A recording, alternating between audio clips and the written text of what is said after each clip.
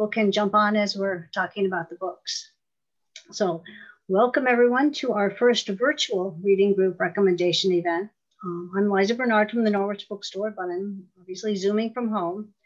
And while virtual has its challenges, a perk is that we are able to accommodate many, many more participants, and we are glad you could all join us tonight. While we're not yet open for browsing, we are hoping to be soon. And we are in the store every day except Sunday to take your calls, emails, and web orders. And we're happy to continue the conversation we begin tonight in the store following this. Know that we miss you being in the store as much as you miss being there. So we look forward to that day. So before we begin tonight, a little bit of housekeeping. Michael Pryles is working the tech end of things. So you will see his email here and there.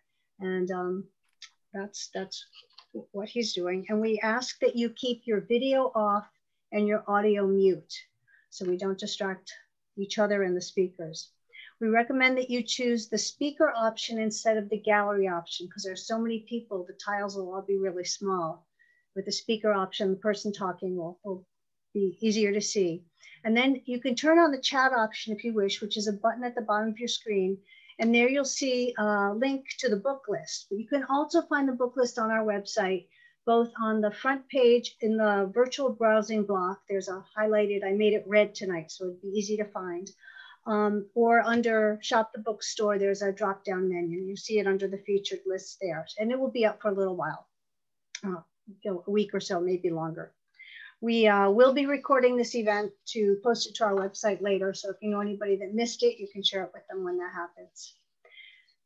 So tonight, I am going to skip the usual biographical introduction, as I think that most people have met all three of us, Penny McConnell, my business partner, and Carin Pratt. Penny and I opened the bookstore in August of 1994, and Carin joined us there 10 years ago. So we've been reading and recommending books for a really long time. And I'll tell you that we really, truly enjoy matching books and readers. The readers, whether they're individuals or discussion groups, we try and listen really carefully to your interests and preferences. And we really enjoy surprising you with new writers. So hopefully there'll be a few introductions this evening. As the saying goes, there are so many books, so little time. So for this evening, we've mostly limited ourselves to a selection that was published within the last 12 months, books that you may have missed being published at all, or ones that were released in paperback during this past somewhat distracting year. If the hardcover is the currently available edition, but the paperback is due soon, you'll see both editions included on the posted list. Just so you know why there are two different editions, and choose whether you want the available hardcover or to pre-order the paperback. We also try to choose books with discussion points, something to chew on for a discussion group. And we'll identify those topics as we go along to help you get a sense of the book. So Penny will start us off, and she'll be followed by Carin, and then I'll jump in, and we'll do two or three books at a time, and that's what we're going to do. So Penny, it's over to you. You know, it's been over a year since I really felt like I was a bookseller. I just don't feel like I am one. I peddle books, but I'm not a bookseller. I actually wrote notes for tonight because I'm so out of practice of just spurting out all of this. So this makes me feel like, well, here we are, the three of us together for selling books. So welcome. My first two books are both, I'm going to show you both of them, and then I'll speak quickly about each one. They're about passing. They're about Black women passing as white. This first book is such a gem. I discovered it because there's something called the T for Times book group. And if anybody wants to get any more information about it, let me know at the bookstore and I'll tell you how you can do that. This book was written published in 1929. It's in print today, and it's about passing two friends who meet, they grow up together, but they haven't seen each other in about 10 years. And they bump into each other, sort of, at a all-white bar in Chicago. One of the women has been passing for white forever. The other one is there because the taxi cab driver, thinking she was white, dropped her off there. So they see each other across the room. They both think the other looks a little familiar, but they don't know why. The woman that's passing for white, whose name is Claire, she's a very, very beautiful woman. She gets up and goes over to the other woman, whose name is Irene, and asks her if she's Irene. And Irene is just shocked because she can't figure out who this woman is. Anyway, they establish a relationship again. Irene, as I said, is Black. She's married to a Black man. She has 2 Black kids, and she's living a comfortable life in New York City and Harlem. Claire is married to a white man who has no knowledge of her background, and as we find out later in the book, is a racist. She has 1 child.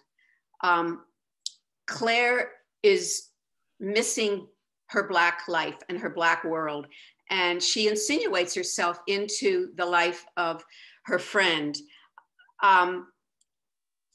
until it crashes. I'll let you figure out what happens.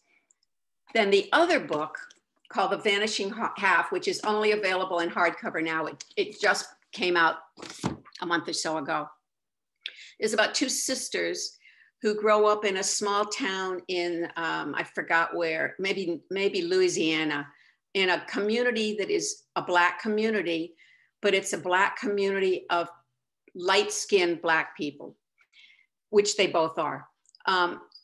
So they grow up, they run away at the age of 16, they run away to New Orleans, and a year later, one of the sisters, Desiree, runs away from her sister. They were really close. I can't remember, but I think they're twins.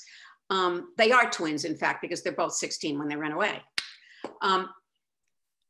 So the years go on. Stella, the other sister, who we follow mostly Stella during the most of the book, she marries, has a child, moves back to the town, into the house where she grew up, and lives with her mother and her daughter.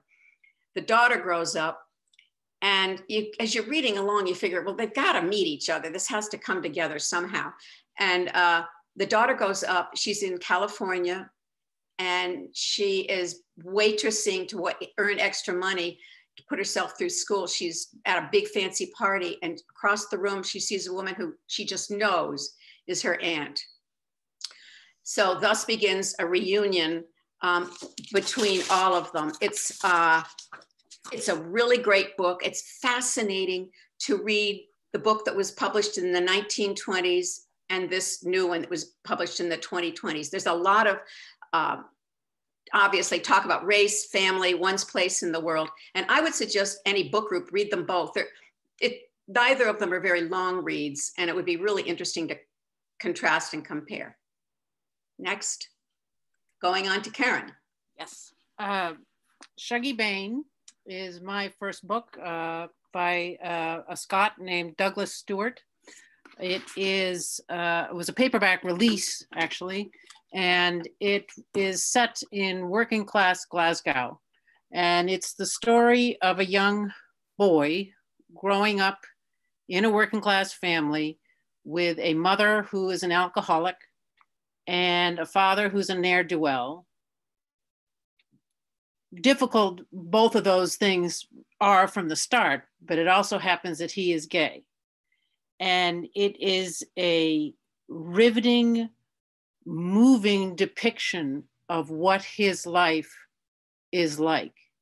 The emotion that I felt undergirded this entire book was the concept, and it's a particularly difficult one, I believe, of unconditional love. He never loses the love for his mother, who is beautiful and stubborn and proud and just a god-awful mess. But he never loses his love for her. And I am telling you, it is one of the most moving books I have ever read. It won the Booker Prize. And while I often don't agree with some of the Booker's selections, I totally am behind this one. My next novel is Boy Swallow's Universe by Trent Dalton. And I know my colleagues have read this as well. It is a funny title. It's a weird title, and it's a very difficult book to describe. My only selling point in the store is, oh, just trust me, just buy it, just trust me, because it's so difficult to describe. It is about a boy, again, growing up in Brisbane, and his parents are 2-bit drug dealers. His mother is a heroin addict. His father, his father, they're estranged. His parents are. His babysitter is one of the most prolific jailbreak artists in Australia. It sounds grim, I guess, but it really isn't. It's very funny, very well written. And what I understood at the end of it, of what it was really about, is how a boy learns to become a man, and what makes a good man, and what you take and what you discard from the mentors that you are either blessed with or have to put up with. I found it an absolutely thrilling book, and I'm happy to also report that he has a new one coming out in the fall, which I cannot wait to read. Oh, one other thing. I often use my reading friends as guinea pigs for books. And I say, well, okay, I really like this, but tell me what you think. So I had a friend that I wanted her to read it because I knew she would love it. And she didn't read it. She didn't want to read it. She says it's a weird title. I go, no, it's a weird title, but it's okay. Just read it. So finally, I just sent her a copy. 2 days later, I get this text. And all it said was, girl devours, boy swallows universe. And that was it. That's great. Well, I'm going to start with a book by Jacqueline Woodson called Red at the Bone. And Jacqueline has written for young readers, and also adult novels. And this is one of her adult novels. And the novel opens in the spring of 2001. Our protagonist is celebrating her 16th birthday at her grandparents' Brooklyn brownstone, which is a big coming of age ceremony for her African-American family. 16 years later, she is the mother of a 16-year-old. So there's complications in that when she goes to her coming of age party, she's wearing the dress her mother was supposed to have worn to that celebration, but didn't and couldn't because she was pregnant with her. So we have 3 generations of young women who got pregnant at 16, and you learn about their hopes and their dreams and their struggles and their grief and their successes, and how the different generations really handle the situation of teenage pregnancy and parenthood. And there's also class questions. The main character, the father of the child comes from a different class, but it's a very complex family question, but it touches on a lot of cultural questions that we deal with now. So that's my first one. My second one is Afterlife by Julia Alvarez. This actually is in hardcover now because when I made the list, it was in hardcover, but the paperback arrived in the store today. It's a beautiful little novel, and it's a beautiful little package. It's only 250 pages long. It explores the topics of aging and widowhood and immigration and community and family. And for those who don't know, Julia is a professor at Middlebury. And this is set in a community very much like Middlebury with the town gown conflicts. The protagonist is a newly retired college professor whose husband suddenly dies, which forces her to rewrite what she thought was going to be her next chapter. It's right, they're going to go out to dinner and celebrate her retirement, and he dies. So she's dealing with the grief. She's got a complicated relationship with her sisters, who are quirky in their own way. The community she lives in is struggling with immigration, and an undocumented worker from a nearby farm turns to her for help. So it's all these contemporary issues, from the perspective of an older woman.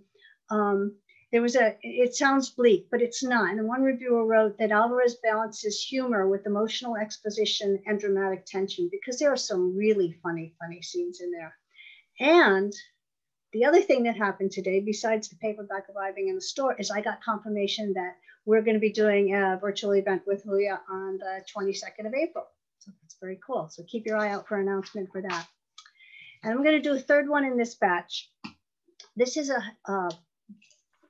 called Simon the Fiddler. It's a historic novel by Paulette Jones, who many of you know as the author of News of the World. It's in hardcover now. It's coming in paperback in a few weeks.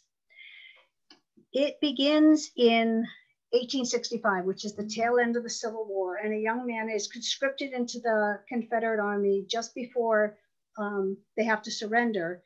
And so he's just totally lost in what he's doing. But we follow his story. He's very creative, strong individual who's a survivor. We follow his story during Reconstruction, traveling around Texas with his musical band. And he has big dreams of buying land and courting a young woman, Doris Dillon, who's a young Irish governess. And her backstory is helps flesh out the whole novel. And there's music, there's a landscape, friendships. I was really transported to another place in time. I thought it was very, very well done. So that's my third. Back to you, Pen.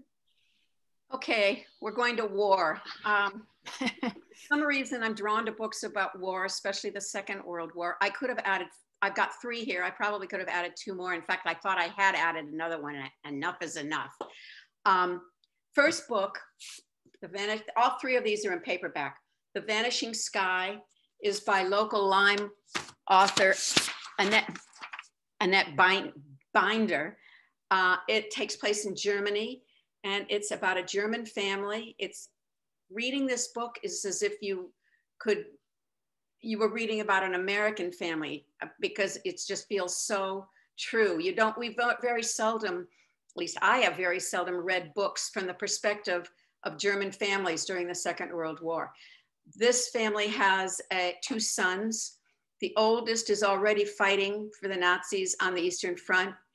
He is, I don't know if he's shell-shocked or just totally freaked out or what, but he's in bad shape.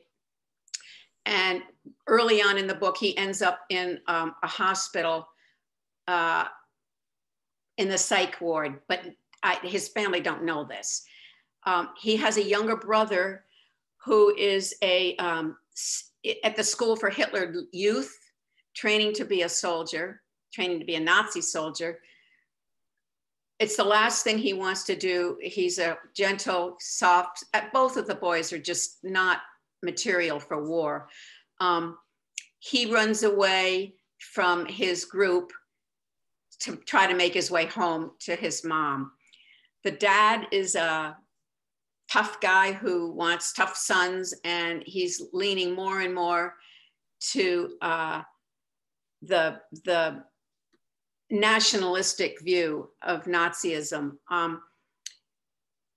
It's about the damage that war causes to families. And I found it fascinating, as I said earlier, to just read the perspective from a German family, just about an ordinary German family and what they were going through. Second war book, The Last Train to London by Meg Waite Clayton, takes place in Vienna, and it's about the Kindertransport, which I'd heard of, but I didn't know quite what it was. And it's about the Kindertransport was begun by a Dutch woman whose name was Truus Weissmuller, who saved the lives of over 10,000 German and Austrian children during the war by getting them safely out of their countries onto trains and boats. I think they all went to England. They are now living, some of them are obviously dead, but all around the world, these kids. There's 2 protagonists in the book, a 15-year-old boy named Stefan Newman, who's a wealthy Jewish boy, and he's a budding playwright. He's brilliant. He's got a mind that's just and he's creative, and he's such an incredible character. His best friend is a young Christian girl named Sophie, whose mother is a writer for an anti-Nazi newspaper. So both families' lives are in peril. The boy has a grandfather living with him, and there's just so much background that I'm not even going to get into about being in this situation in Vienna. They're not at war, but war is going on, and the whole Hitler movement is going on. The story goes back and forth between these two families, which fleshes out this whole story of the transport, the Kinder transport. For some reason, it's hard to wrap my tongue around it. So that you really get a feeling for how that worked. Just this one woman's idea, and she saved all of these thousands of people. The children, as I said, are very well educated. They're very, very curious. And I felt very drawn into their stories by this author. The next book is a really interesting book. It's The House on Endless Waters. I think you say the author's name as Imuna Elan. I don't know for sure. This book takes place in Amsterdam, and contemporary, takes place in Amsterdam then and now, during the war and present day. It's about a prize-winning Israeli author whose name is Yoel Blum, and he and his wife are in Amsterdam for a book signing. Yoel is a famous prize-winning author who has never been back to Amsterdam. He was born there. His mother made him promise that he would never, ever return to Amsterdam. So even though they've been begging him for years to go, I think he's probably in his 60s, he has never been back.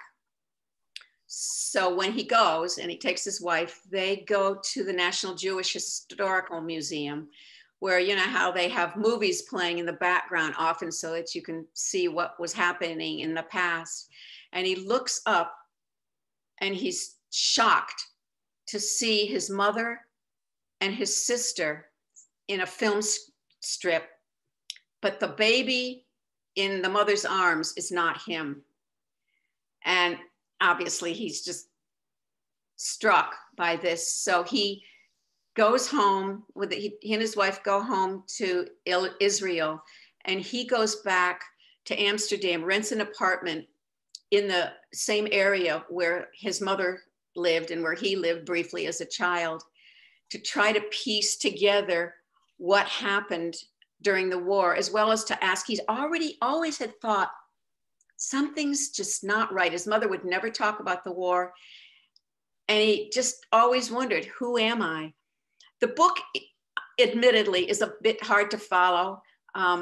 It's one of those, wait a minute, did this happen? But the story is so fabulous and so fascinating, and you really want to know what's going to happen. The other twist is that, and it really doesn't work so well as a literary device, but it's part of the book, is he's writing his newest book while there, based on his findings of what happened to him as a child. So it's a little convoluted, but it's full of history. It's a great book. I'm glad I highly persevered. And those are my 3 history books. I mean, World War II books. Go on to Carin.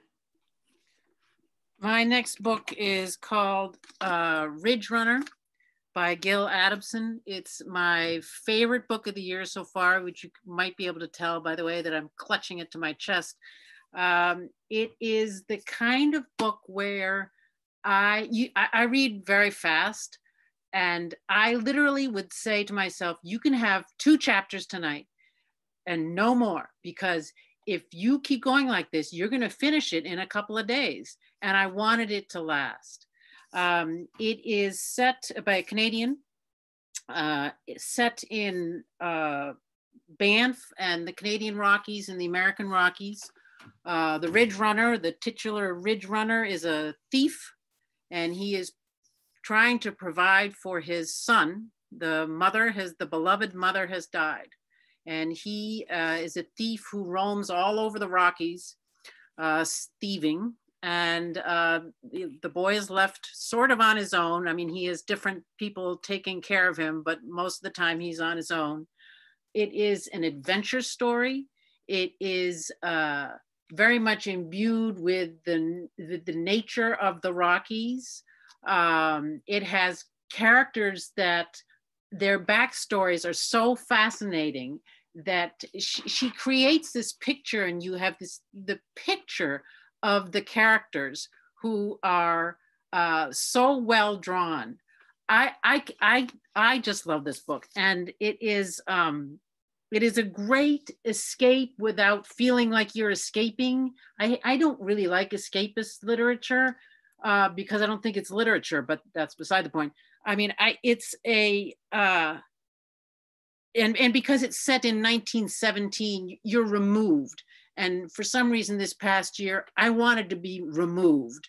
It is her first book, which is a prequel to this, although this is a standalone, was called The Outlander, which I also read years ago. And you don't have to read The Outlander to love the Ridge Runner. And I sold the Ridge Runner. I actually sold 2 today, but I sold the Ridge Runner to somebody the other day, and she finished it. And then she says, "Oh, get me the Outlander." And so I got her the Outlander. I love this book. And I think one of the underlying issues for book clubs in it is how one makes a family, especially when there are circumstances that are difficult. And who do you bring into your sphere to bring you up and to teach you how to grow up? It's you'll love it. My second one is and that's a hardback, and I'm not going to tell you how long it is because then you won't read it. So Sharks in the Time of Saviors by Kawhi Washburn. And it's in paperback, and it's interesting. You know, often books, when they come out in paperback, for some bizarre reason, they change the cover. And in this one, they kept the cover because it's such a great cover. It has a shark on it, strangely enough. And it is set in Hawaii, and it's about a boy who's on a boat with his family, and he falls off the boat into the ocean, and he is saved by a shark. You're going, oh, okay. It is, and in the ensuing years, he develops a special power. Now, I don't know about you, but I can't stand books about people with special powers. But this is really not a book about people with special powers. It is a book about the impact that a special power has on the person who has it. And it's not that big a special power. I mean, he can't fly or anything. The impact of the child who has the special power growing up, the impact on his siblings. I mean, siblings rivalry being what it is. Imagine if one of your siblings had a special power to boot, you know, and the impact on the parents who are, you know, they're not wealthy. And it is also full of the sort of the mythology of Hawaii and sort of the ethos and how Hawaii is, you know, depending on how you view it, being ruined or not. And I've never been to Hawaii, but I really wanted to go after I read this. And you might not want to take my point of view about this, but let me just say it was one of Obama's favorite books last year. So if you don't believe me, you can believe him.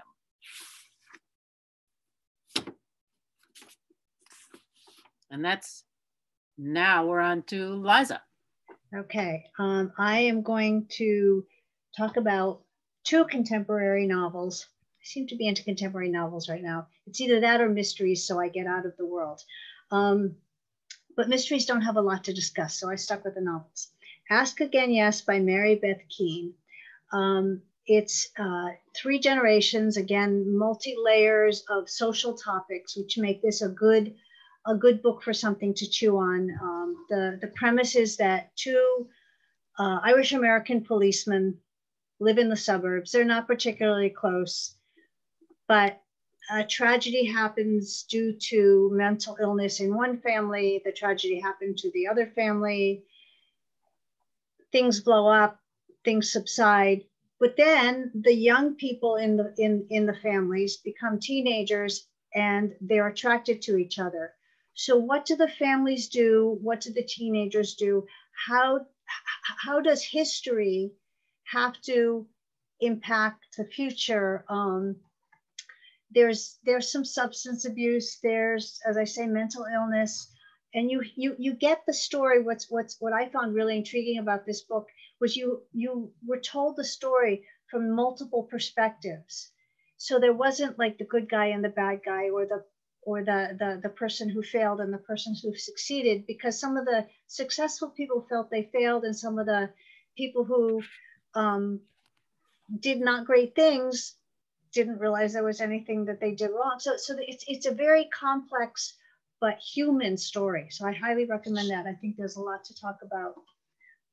And the other one is perhaps one of my favorite novels of all times. Carin's laughing because she made me read it. It's called Nothing to See Here by Kevin Wilson. And a sort of like special powers when you get saved by a shark. This has a very strange conceit, and that is that there are twins, there are children, and when they get upset, they spontaneously combust. But this is not a book about children who spontaneously combust. So, but I had to put that on the table because that's why I didn't want to read it. But it is such a good book. It's a novel of politics and privilege and ambitions and friendship. College roommates, one on scholarship, one very privileged, have an incident happens. It doesn't end well for the scholarship student. Fast forward years, the privileged young woman is married to a very ambitious politician. She's quite ambitious herself. And she calls on her former roommate to come help take care of her children who spontaneously combust. And that doesn't do well for a politician's persona. But the relationship between the friend that gets brought in and the children is just incredibly heartwarming. And it's just about nurturing. It's about building a family if the family you have isn't necessarily the one that's working for you. And there's a lot to talk about, and it's also a delightful read.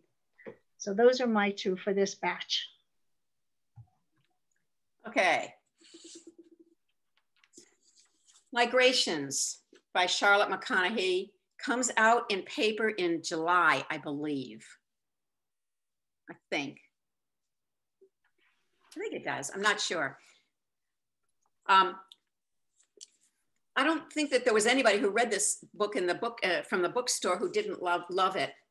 I absolutely love this book. This is my favorite book of last year because it really is a 2020 book. It's thought-provoking, it's dark, it's lyrical, it's mysterious, it's magical, it's not depressing. All these books I keep wanting to say, they're really not depressing. But they're not. I mean, they're not. Although I do know one person who read it and said, he said, too depressing. But he's the only person. Our protagonist is a woman named Franny Stone. She's a troubled young woman. I think she's probably in her early 30s. She's had a hard life. She grew up in Scotland, but also I think was born in New Zealand, but not. She's traveled around quite a bit of her life. As the book begins, she's not a schooled ornithologist, but she's got it into her head that this is a time in the future, not too far in the future, but in the future, where there are no bird species flying on the earth, none, except for one, the species of the Arctic tern. That's the only bird left. And she gets it into her head that she needs to follow the migration of the Arctic tern to where they migrate in Antarctica. She has no money. She's actually running from the law. She ran away on her parole. I can't remember if she escaped from jail or she's broken her parole, one or the other. But she's on the loose and she has to get to Antarctica. And so the book is a series of the trials and tribulations that she goes through to get there. She ultimately gets onto a boat with fascinating characters, just fascinating characters. There could be a whole book just about these people on the boat and the time that they're on the boat, and a captain who's just right there with her to the end, a really interesting guy. The chapters go back in time and they then again come to the present. So we learn about how it is that she has ended up where she is, what it is that's made her who she is, the darkness. There's a lot of darkness in her past, but she's clearly got light within her as she follows these birds. The writing is wonderful. The plot's complex. When I finished it, I just wanted to never have read it so I could start all over again and read it for the first time. And any book like that, that's my favorite kind of book. I want to read it for the first time. There could be discussion about family life, climate change, species leaving, what constitutes family. I mean, the people on the boat became her family. Lots to talk about. Second book is a total departure from that. It's called Between Two Words. I'm never going to be able to pronounce her name. I think it's Suleiki Jaoud, but I don't know that. I've tried to figure out how to say her name to no avail. It's new in hardcover now, so you're going to have to wait a year for it to come out in paperback. It's my only nonfiction, which is kind of strange because throughout COVID, I feel like I've read a lot of nonfiction, but I've read a lot of old nonfiction that wouldn't have pertained to within the last 12 years. This is a remarkable book by a remarkable woman. She graduated from Princeton and at 22, moved to Paris to begin her career as what she hoped would become a foreign correspondent. She was only there 4 or 5 months, had a new love in her life, and cut to the chase, she was diagnosed with a really deadly form of leukemia. She flew home to New York and to her family, and the book is 3/4 of it, maybe even a little bit more, about the 4 years that she's in and out of the hospital. She goes through stem cell transplants. It's about her love life. It's about depression. It's about writing. It's about family. It's about friends. It's funny. It's hard. It's not depressing because we know in the end that she lives to tell the story. So we know she doesn't die. Interestingly, she wanted to be a writer, and her family was so incredibly behind her. They were in New York State, but spent lots of times in the city as she was in New York City as she was going through her treatment. And the parents each took up some 100-day project to get through. I think it was the time when she was preparing for the stem cell transplant and afterwards. So they each had a project. Can't remember what either of their projects were, but she decided to take up the project of writing something every day about what she was going through. She's a dead hard, honest young woman, so she didn't spare anything. She started publishing it. Somebody said, why don't you just make this into a blog? So she started publishing it as a blog. The New York Times picked it up. And lo and behold, there she is as a New York Times columnist writing from her hospital bed and her isolation units. And she kind of made it pretty big. So after the 4 years are over and after the doctors, she was chafing at the bit to get out of there. She had acquired a dog and she borrowed a friend's car. She didn't know how to drive, so she had to learn how to drive a car. And she really wanted to just head off by herself across the country to meet some of the people. I think she chose out 26 people out of among the hundreds of people who had written to her, people she never met and never knew, and she really wanted to meet them. So the last part of the book is about that. It's nowhere near as powerful as the first part of the book, but you could just tell this was something she really needed to do and really needed to write about. I became a groupie, or I just kept going down rabbit holes because I was so fascinated with her. Today I found another article that was in The Guardian, just earlier this week, that she had written. She's a really wonderful writer. And if you go down enough rabbit holes, you will find out who her partner is. She talks all the time about music and about her partner and how he helps her. And most of you will recognize who he is, but I'm not going to give it away. You have to read the book. The next one is Send for Me, new in hardcover, brand new, by Lauren Fox. In a way, it's another book about war, but it isn't really. It just starts in Germany, a Jewish family. But this book is about emigration, families who emigrate away from home and family, and the heartbreak that it causes for the families. The first woman we meet is Anneliese, who grows up in a small town in pre-war Germany. She marries, has a baby girl, and things are going along pretty well, except that you can just feel the winds of war are coming in. Her best friend's husband forbids the friend to see her anymore, because the best friend was not Jewish, and being with, or maybe, anyway, she couldn't, they weren't allowed to be friends. Her parents ran a bakery. People were staying away in droves, so the parents didn't know what they were going to do. The writing was on the wall, and she and her husband debated for a long time about what to do. But finally, it became apparent that the smart thing to do, she had contacts, family contacts in the Midwest in this country. And it became apparent that the thing to do was for the three of them to leave, to emigrate to the United States and live their lives.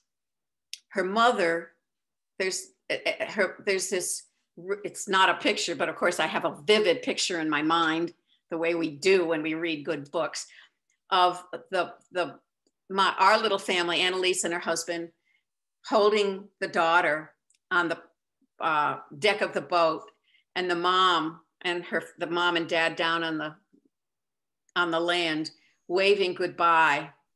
And the idea is that the young family will find a way to get the parents over there. This doesn't happen, but the mother writes these letters, constantly, always writing letters. She's missing her granddaughter, she's missing her child. And 3 generations later, Anneliese's granddaughter comes across a cache of the letters from her great-grandmother in Germany. And it's not that her mother didn't talk about it. She grew up knowing about this, but she realized that there was just this lingering sadness that went through her mother and her grandmother's lives that she could never really quite grab a hold of. And so the letters really gave her insights into the sacrifices that were made so that she could ultimately grow up as a young American girl. I found it really interesting to look at people who immigrated. I grew up with a lot of Italian first generation kids. They were my favorite kids in this little Connecticut town. Why there were these kids, I don't know, but it was just fascinating to me, these kids and their lives, and their grandfathers making Italian wine and all this kind of stuff in the backyard of Farmington, Connecticut. But this book took me to that, but it was so interesting to think about people who are immigrating. We spend so much time thinking about the people who have immigrated from our southern borders. And this is just another look at the heartbreak and another, right in my face, look at the heartbreak that it's caused. There's so much to talk about with this book: emigration, family, doing the right thing. What is the right thing? It's a great book. I really liked it. And on to Carin. Well, you know, Liza was talking about how she's reading more contemporary stuff, and I just went straight back to the 1600s for a lot of my books this time. I missed this book when it first came out, and now it's in paperback. It's called The Mercies by a woman named Carin Hargrave. And it is set in the early 1600s on a island off the coast of Norway, on a fishing village. And there's a great big storm, and 95% of the men from this fishing village who were out on boats during the storm perish.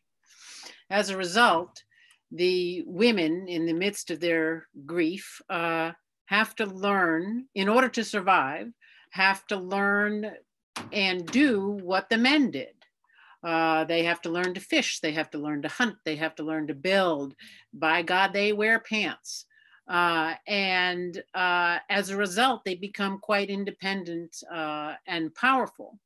Well, this draws the attention of mostly male, or all male actually, witch hunters who are,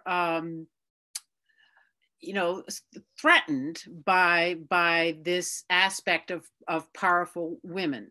There's also a pagan religious split here, where the witch hunters are churchgoers, and there is a distrust of pagan beliefs of some of the women and who come by it naturally. You know, the reading of runes, the signs, not fetishes, but you know, like dolls and so on and so forth. Anyhow, so the witch hunters come, and there starts the persecution and the trials of the witches. And it centers on two women, one the wife of the reluctant wife of a witch hunter, and one a woman who lost her husband in the storm. It's a fascinating view of what rural island life was like then. And also, I mean, to be fair, it's sort of a feminist historical novel.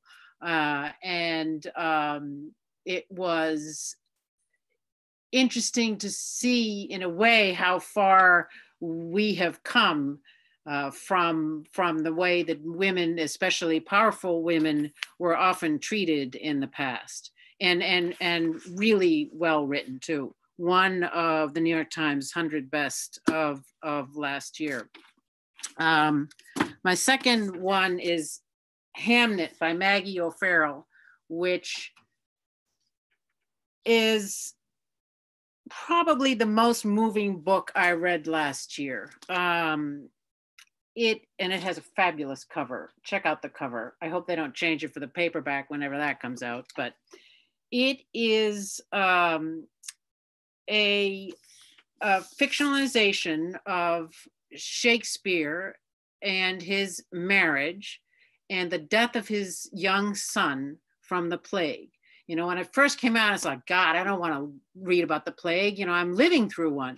But in a way, it was quite interesting to see how people dealt with the plague then, and of course, how they're dealing with it now. It is a very intriguing picture of life at that time in a rural village. It is a wonderful portrait of a marriage. It is a marriage in extremis, you know, after the death of a child. And what was most moving to me, I think, was the depiction of the metamorphosis of emotion, in this case, love and grief, into art.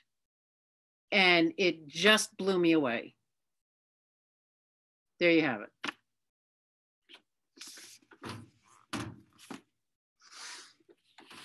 And now it's Oh, wait. I have one more. I forgot in my tranche. I have one more. Okay, so Memorial Drive is my only nonfiction. I read a great deal of nonfiction, but this was one that got to me. And you know, sometimes nonfiction can be so dry that there's really, not dry exactly, but it's so fact-based that there's really nothing to discuss for a book group, for example. But Memorial Drive is by Natasha Trethewey, who was won the Pulitzer Prize for poetry. And she grew up biracial in the South. It's hard enough growing up Black in the South.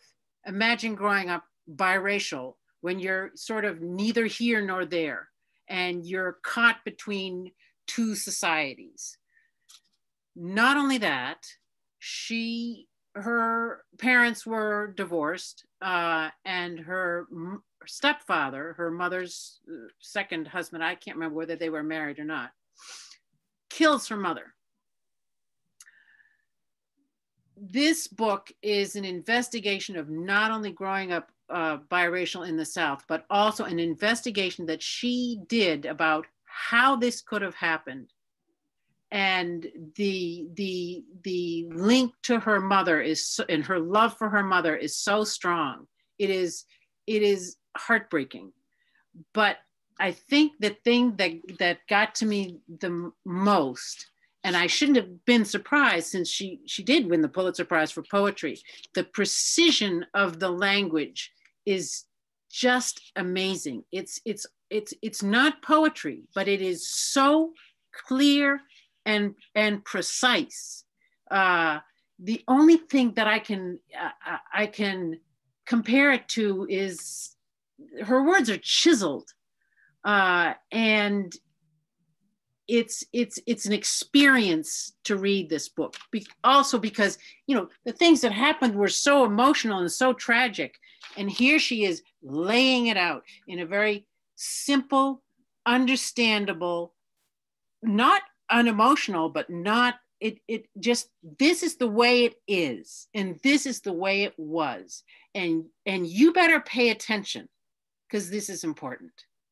And it is for a thin, you know, I don't know, if I had my glasses on I could tell you how many pages it is, but you know, for a thin, it's hardly 200 pages. It packs a wallop. So there. Now we're on to Liza. Now we're on to me, and I've got 3 fiction books, very, very different fiction books. The first one is called The Falcon Thief by Joshua Hammer, and I would have to label this a nonfiction thriller. It's the story of a thief, and what he steals are birds' eggs, rare birds' eggs. He's found a lucrative market for rare wild falcons in the Arabian Peninsula, and he insinuates himself into bird counting, bird protection, bird environmentalist, and uses the information that he gleans to actually destroy and hurt birds. But he was arrested many times attempting to transport endangered peregrine falcon eggs on his body through the airport, because he could, if he brought them to his rich clients, he would make a fortune. And enter into the plot a retired policeman who became an officer for the National Wildlife Crime Unit, and it's a crime chase. It's an amazing novel. There's lots to discuss. I mean, it's not a novel, it's an amazing book. It reads like a novel. That was where the slip came from. There are issues of trust. There's issues, of course, of the environment. There's issues of crime. There's issues of roles in our society. It's a great book. And then the next book I'm going to show you, but I don't really have to show you, but the reason I'm bringing it up is that Becoming by Michelle Obama, which is just an amazing, amazing book, is out now in paperback. So for those of you, many people have read it. but now it's easier to give several copies away, which this is one of the few books that people were buying 5 and 6 copies to give out to all their friends. Now it's easier to do because it's in paperback. And they also published an adaptation for young readers, not very young, probably more 4th grade and up, but that is also available now. I just wanted to mention that. For those of you who haven't read it, her story is amazing. It's a very personal story of what it was like to be a Black woman, go to law school, meet Barack Obama. The part where she writes about when she's falling in love with him, Carin and I actually laughed about it at the store because you just fell in love with him too. I mean, she writes a very, very, very personal story, but she writes about the politics and what it was like to live in the White House, and how once she left, she could actually make her own toast and how exciting that was. So it was down to the day and day. It's an amazing book. And then my last book of the 3 is a book of essays, tiny, tiny book of essays. This is one that qualifies for the people who want very short books for the end of, for short periods. It's 97 pages long. So it's a very tiny book. And what it is